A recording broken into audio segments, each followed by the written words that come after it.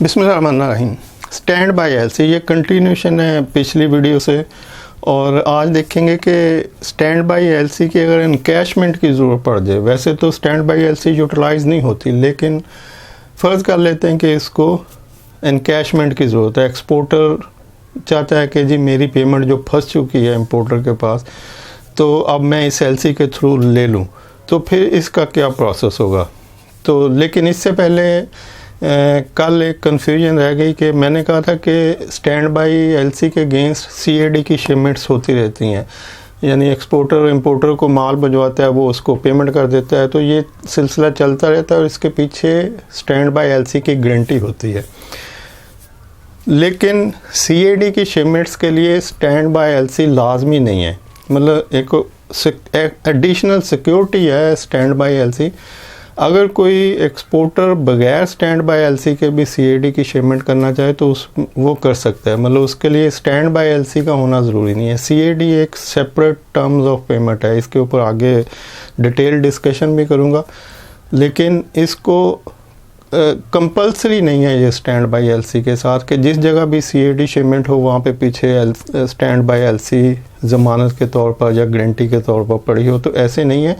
लेकिन जब बड़ा बिज़नेस करना हो, जब ह्यूज वॉल्यूम हो ट्रांजैक्शन का, तो वहाँ पे एहतियातन स्टैंड बाय एलसी एक्सपोर्टर ले लेता है गारंटी के तौर के। एक एक्स्ट्रा उसकी सेफ्टी होती है स्टैंड बाय एलसी, और उसके बाद वो शिपमेंट करता रहता है और पेमेंट लेता रहता है, और स्टैंड बाय एलसी पड़ी रहती है जब तक उसकी वैलिडिटी होती है।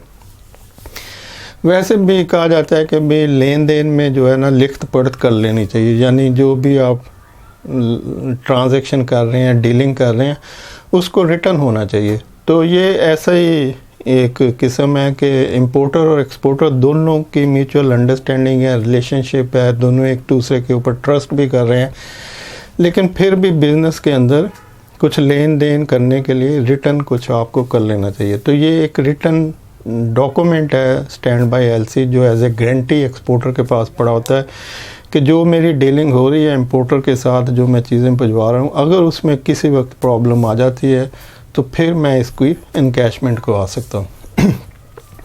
तो अब इनकैशमेंट कैसे होगी, फ़र्ज़ कर लेते हैं कि प्रॉब्लम आ गई है, तो इसके लिए सिंपल सा तरीका है। चूँकि इसमें कोई भी शिपिंग डॉक्यूमेंट नहीं होगा। शिपिंग डॉक्यूमेंट तो जैसे ही कोई शिप करेगी चीज़, एक्सपोर्टर कोई चीज़ भिजवाएगा इंपोर्टर को, तो वो उसके शिपिंग डॉक्यूमेंट जितने होंगे, BL इनवॉइसेस वगैरह, वो सारी इंपोर्टर को भिजवा देगा या इंपोर्टर के बैंक को भिजवा देगा पेमेंट के लिए। और उसके बाद अगर इंपोर्टर पेमेंट नहीं करता तो अब एक्सपोर्टर फंस गया कि जी डॉक्यूमेंट्स तो मैं भिजवा चुका हूँ, गुड्स भी भिजवा चुका हूँ और पेमेंट नहीं हो रही, तो अब उसको जो स्टैंड बाय एलसी पड़ी है उसकी इनकैशमेंट चाहिए। तो अब वो सिंपली एक बिल ऑफ एक्सचेंज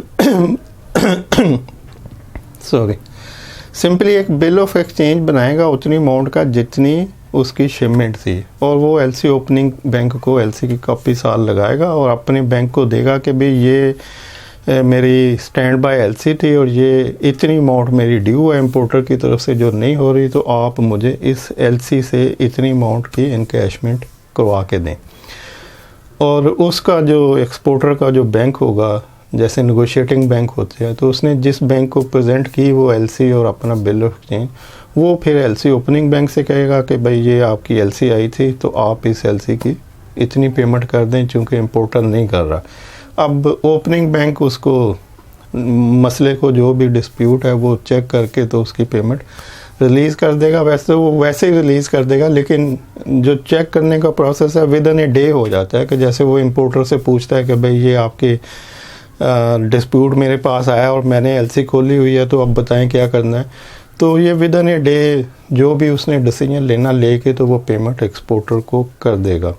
तो इस तरह से स्टैंड बाय एलसी की पेमेंट हो जाएगी अगर इसकी ज़रूरत पड़ती है। नंबर 2, जो स्टैंड बाय एलसी होती है ये इररेवोकेबल होती है। इसको ना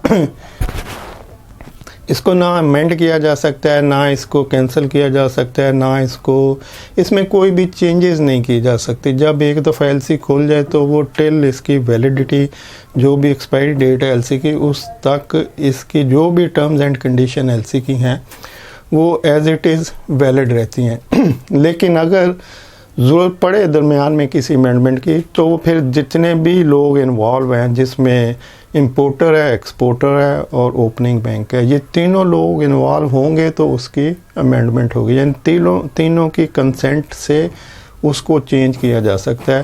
तो अदरवाइज़ ये कोई एक बंदा दरमियान में इसको चेंज नहीं कर सकते कि जी इस एलसी को अमेंड कर दिया जाए। Hope for understand. Thank you. अल्लाह हाफिज़।